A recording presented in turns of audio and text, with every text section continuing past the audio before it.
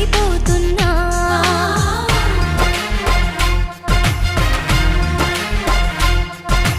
నిండు రేలో ఇంత వెలుగు ఇది ఎక్కడిదనుకున్నా.